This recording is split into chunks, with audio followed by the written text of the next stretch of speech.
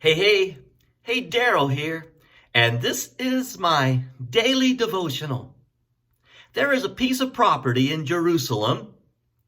It's the place where Abraham took his son Isaac to sacrifice him as God instructed, and then God provided the substitute, the ram in the thicket.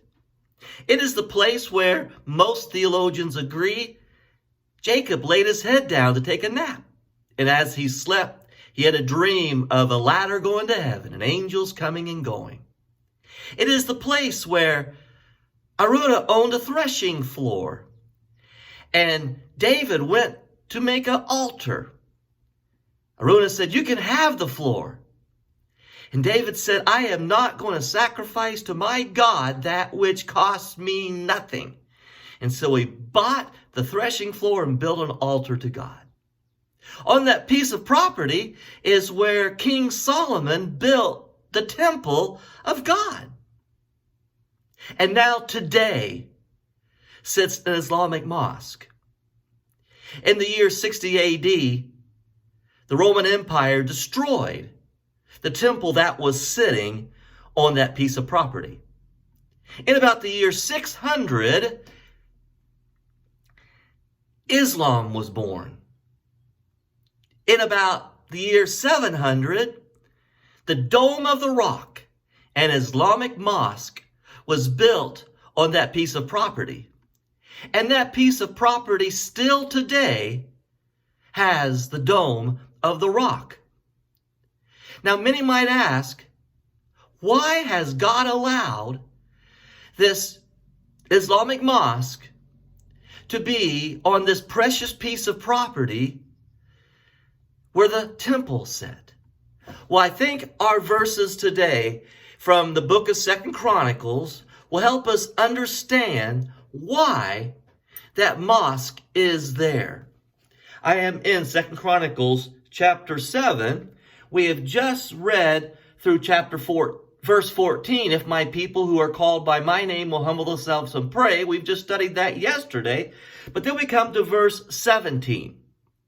As for you, if you walk before me as David your father did, and do all I command and observe my decrees and laws, I will establish your royal throne as I covenanted with David your father when I said, you shall never fail to have a man to rule over Israel.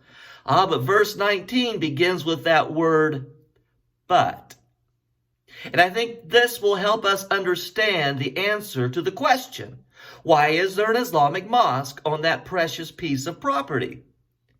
But if you turn away and forsake the decrees and commands I have given you, and go off to serve other gods and worship them, then I will uproot Israel from my land which I have given them, and will reject this temple I have consecrated for my name. I will make it a byword and an object of ridicule among all peoples.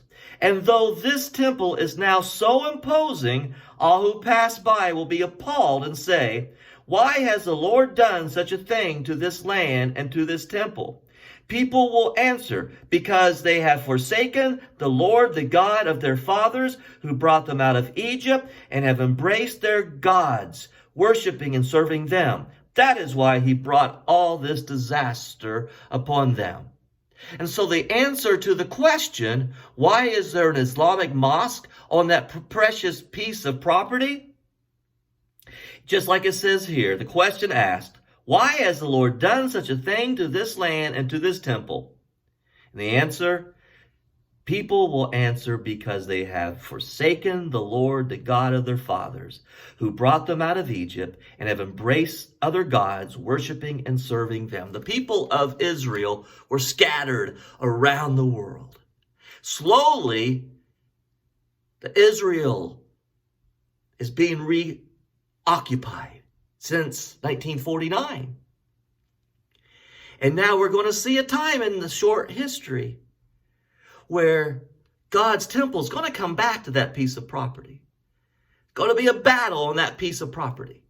That Islamic mosque, I've been there and stood there and even put my fingers in the bullet holes that riddle that piece of property. But mind you, God's people are going to reclaim that piece of property. But for now, That piece of property is in the hands of Islam. Why? Because God's people forsook God. God bless you. Good day.